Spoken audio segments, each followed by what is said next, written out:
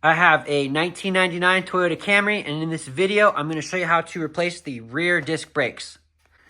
First step, while the weight of the vehicle is on the tire, go ahead and break all these lug nuts. That way when you jack the vehicle up and you're trying to loosen those, the tire's not spinning around. 22 millimeter, 7/8 inch for me.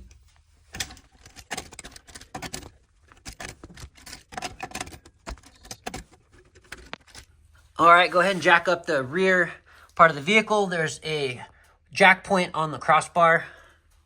And then go ahead and put a jack stand in just to have a second point holding the weight.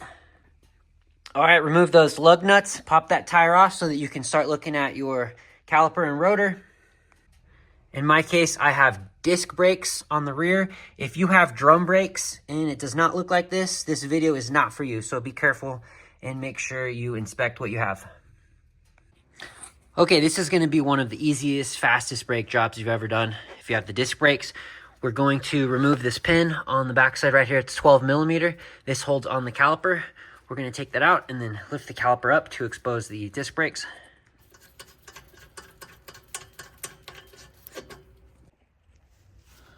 Okay, got this. I'm going to go ahead and remove the brake pads. This is what the front brake pad looks like. Notice that the arch of the brake pad goes with the arch of the rotor. And the brake pad material is right here. This is what goes onto the rotor, which is this metal disc here. And then this is the metal backing. So this is the outer, and then the inner. This is the one that was squealing. You can see more wear on this inner brake pad. You can see that it's about a 32nd of a millimeter, depending on where you measure. It looks like it's smaller over here than over there. And this is also what has the built-in squealer to help notify you of when your pads are too low. So these have been squeaking a bit. This is where the piston pushes in on. So again, brake pad material. The arch of it goes along the arch of the rotor, and this is the back side that gets pushed against the piston. You can even see the imprint of the piston. So when you take them off, you're going to remember how you take them off so that you can put the replacements back on. Then you have replacement hardware that you need to put in. I'll show you how to do that. This piece is what holds in the brake pad. It gives it some compression. So I'm going to go ahead and I know that I'll be putting that one in this way, and then the other one will be on the top. You just have to make sense of it. Now that all the hardware is out and the old brake pads are out, I'm going to go ahead and use some brake parts cleaner. Get a paper towel ready to go as well. Just want to clear up some of that. Oops, I just blew it on my hand. Just want to clear up some of that dust that's up there.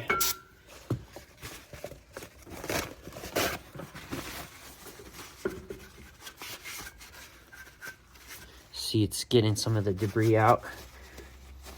I want to get this nice and clean so we have no loud squeakies. I'm going to go ahead and put my hardware back in. So the outer side is going to have the longer pull tabs, but notice the pull tabs are mirror image. So you need to figure out which one is going to be positioned. Obviously, the one that's here, you want this part to protrude outward. You don't want to push it inward. And then this one's going to go up on the top.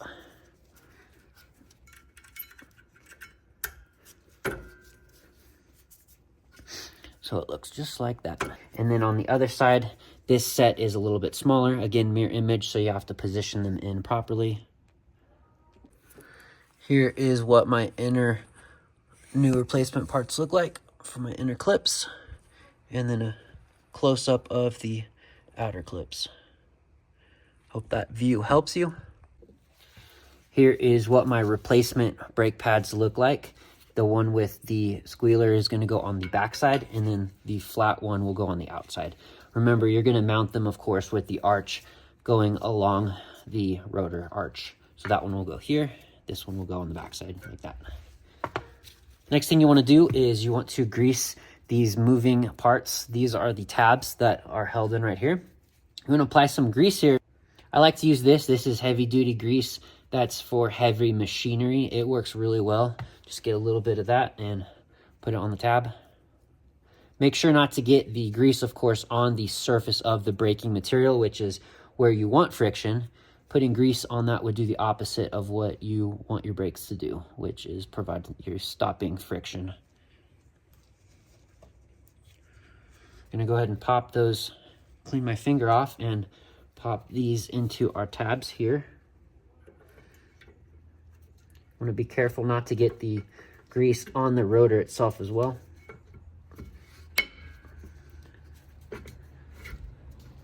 Okay, perfect. Let me get you a close-up view. This is what that close-up view looks like. Popping those in. Being cautious not to get that high temperature grease on the rotor or the braking material, which is where you want your surface friction to be.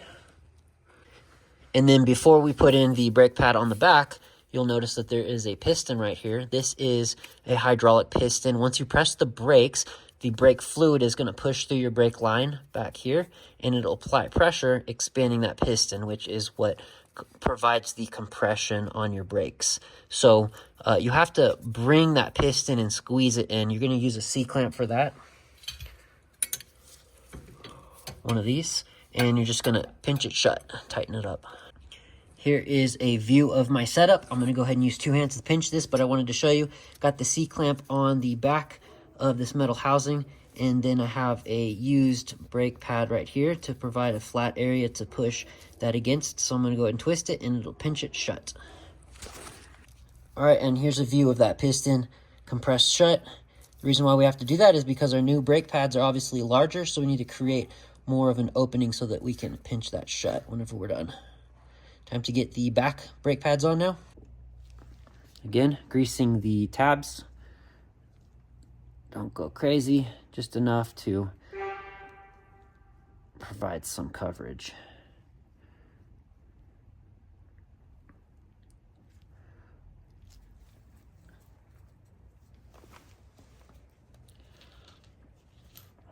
Gonna go ahead and put this in now. Okay, and those fit in nice and easy. Next step, you may need to push this pin in so that you can close it. Might need to hit it with the hammer, but notice that it doesn't really want to close right here, so you might need to push that pin in a little bit more. Let me do that. Sometimes pushing it to the left breaks it, and then you can push it to the right. There we go, just like that. And then I'll go ahead and get my bolt, and we're gonna feed that right back through. Oh, one more thing before I forgot. Got some product called Disc Brake Quiet. It's kind of a funny name, but this works really well too. I'm gonna put a little bit on the backside where that piston touches. Perfect, and it looks just like that. So now I'm gonna go ahead and close this up and pop that bolt on.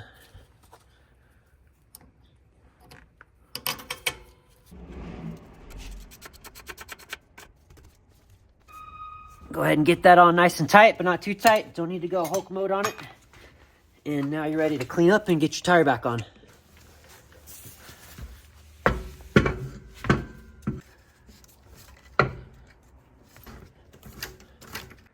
All right, and that's how you change the rear brakes on your 1999 Toyota Camry. Hope that was helpful for you. Thank you for watching.